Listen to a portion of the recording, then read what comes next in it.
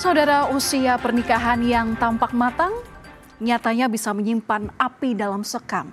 Di Banyumas, Jawa Tengah, seorang istri lansia yang usianya 61 tahun tega menghabisi nyawa sang suami yang sudah mendampinginya dalam 45 tahun pernikahan. Sang istri diketahui memiliki pria idaman lain yang dikenalnya dari media sosial.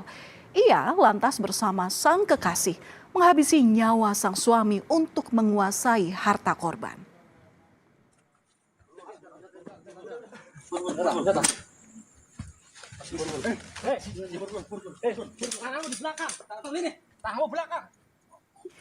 Inilah detik-detik penangkapan pelaku pembunuhan Edi Yono Subagio, bos bengkel yang ditemukan tewas di rumahnya di Banyumas, Jawa Tengah pada Sabtu 27 Juni lalu. Sang istri bernama Ivarianti menjadi otak pembunuhan Edi bersama dengan 3 pelaku lainnya. 3 pelaku kemudian ditangkap di Banten setelah sebelumnya sempat melarikan diri dan ditetapkan sebagai DPO.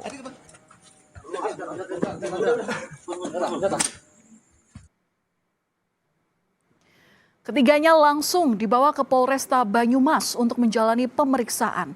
Polisi menetapkan 4 orang tersangka dalam kasus pembunuhan ini. Salah satunya adalah istri korban yang bernama Ivarianti yang menjadi otak dari pembunuhan ini.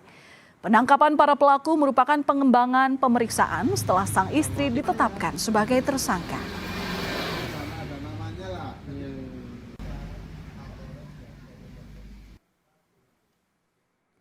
Pengungkapan kasus pembunuhan ini berawal dari kecurigaan warga yang menilai bahwa kematian korban seolah tak wajar. Sang istri sempat meminta warga untuk tidak melaporkan peristiwa ini ke polisi. Merasa ada kejanggalan, warga akhirnya melaporkan kematian Edi. Dan dari olah tempat kejadian perkara dan pemeriksaan sejumlah saksi dan barang bukti, terungkap bahwa sang istri merupakan dalang dari pembunuhan ini. Polisi menyebut motif pelaku karena asmara dan hendak menguasai harta korban. Tersangka ini merupakan istri sah korban yang telah menikah sejak tahun 1981. Memiliki niat melakukan pembunuhan, merencanakan pembunuhan bersama dengan tersangka yang lainnya, menyiapkan sarana alat kabel listrik dan balok kayu yang digunakan untuk melakukan pembunuhan kekerasan. Rencana pembunuhan bos bengkel didalangi oleh istrinya sendiri. Terkuak salah satu tersangka lainnya merupakan kekasih gelap sang istri. Hubungan tersebut bermula setelah keduanya berkenalan melalui media sosial sejak Agustus tahun 2025 lalu. Hubungan keduanya berkembang menjadi hubungan pribadi hingga akhirnya muncul keinginan untuk menikah. Saudara, pembunuhan ini bukan dilakukan secara spontan. Dari pemeriksaan polisi didapati bahwa pembunuhan ini telah direncanakan selama 6 bulan. Sang istri bersama dengan kekasih gelapnya menyusun rencana untuk menghabisi nyawa korban tanpa kecurigaan. Setelah beberapa upaya tidak berhasil, sang istri kemudian menyewa 2 orang pria untuk membantu sang kekasih sebagai eksekutor pembunuhan. Ketiganya dijanjikan imbalan hingga 250 juta rupiah. Kemudian ketiga eksekutor pembunuhan ini sempat kabur dan menjadi DPO hingga akhirnya ditangkap di Banten pada 30 Juni lalu. Kasus pembunuhan yang didalangi pasangan juga terjadi di kota lain.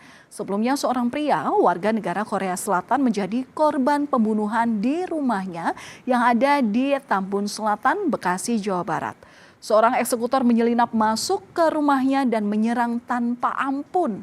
Belakangan terungkap bahwa aksi keji itu didalangi oleh mantan istri korban. Berakhirnya ikatan pernikahan menyisakan bara dendam yang tak pernah benar-benar padam. Hari itu, saudara, Rabu 27 Mei 2026, putri korban datang ke rumah ayahnya yang ada di Tambun Selatan, Bekasi. Namun ia mendapati rumah dalam keadaan sepi dan sebagian lampu padam. Padahal hari sudah malam. Sang anak beberapa kali memanggil ayahnya, tapi tak ada jawaban. Hingga akhirnya ia menemukan sang ayah tewas dengan kondisi mengenaskan di ruang makan. Jeritan histeris sang anak pun memecah kesunyian malam itu. Warga kemudian berdatangan dan melaporkan kasus ini ke polisi. Warga tak menyangka kehidupan korban berakhir tragis. Selama ini korban dikenal sebagai pribadi yang ramah. Ia merupakan warga negara Korea Selatan dan telah menetap di Indonesia selama 17 tahun. Warga juga mengenalnya sebagai juragan kontrakan. Baik mah baik aja bang. Ramah gitu ya sama. Ramah. Berarti si korban ini udah lama di sini ya bang ya tinggalnya? Udah lama. Kalau sekarang ini tinggal sendiri ya? Tinggal sendiri ya. Tapi sempat kaget gak mas? Tadi sempat ramai nggak gitu? Kaget rame. Pas pendengar gitu ya? Iya. Itu awal yang nemuin siapa mas? Anaknya? Katanya anaknya. Dan inilah saudara, Anda bisa melihat gambar atau rekaman CCTV yang menunjukkan aktivitas pria berinisial HW di sekitar rumah korban. Di belakang atau belakangan ini diketahui bahwa HW merupakan eksekutor pembunuhan warga negara Korea Selatan. Tersangka beberapa kali mengintai rumah korban sebelum pembunuhan terjadi. Pada hari kejadian, HW menyamar demi menyelinap ke rumah korban dan mengaburkan identitasnya.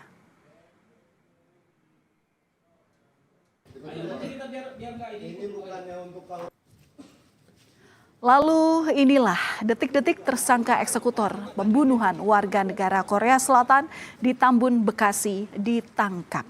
HW diringkus di tempatnya bekerja di sebuah toko material di Jati Mekar, Kecamatan Jati Asih, Kota Bekasi. Pada hari kejadian, pelaku menyamar masuk ke rumah korban. Ketika terpergok, pelaku langsung menghabisi nyawa korban dengan senjata tajam. Pelaku bahkan mengambil sejumlah barang, di antaranya laptop, perangkat DVR CCTV, dan kartu ATM.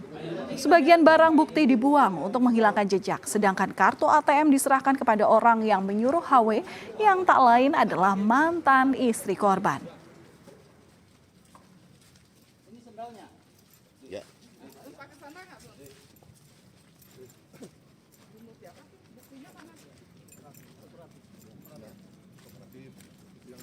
Sebelum menangkap HW, polisi lebih dulu menangkap mantan istri korban yang berinisial SJ. Polisi menyebut SJ ini sebagai dalang pembunuhan. Ia menyewa HW sebagai pembunuh bayaran dengan upah sebesar 139 juta rupiah. Mantan istri korban, saudara, rupanya telah merencanakan pembunuhan ini sejak 6 bulan lalu. Ia beberapa kali bertemu dengan HW untuk mematangkan rencananya. Polisi juga mengungkap bahwa SJ ini pernah menjadi caleg DPRD Kabupaten Bekasi. Tersangka SJ yang merupakan mantan istri korban mengaku sakit hati karena 2 anak mereka tak pernah dinafkahi. Ia juga berniat untuk menguasai harta korban. Satu nyawa melayang sementara para pelaku harus mempertanggungjawabkan perbuatannya.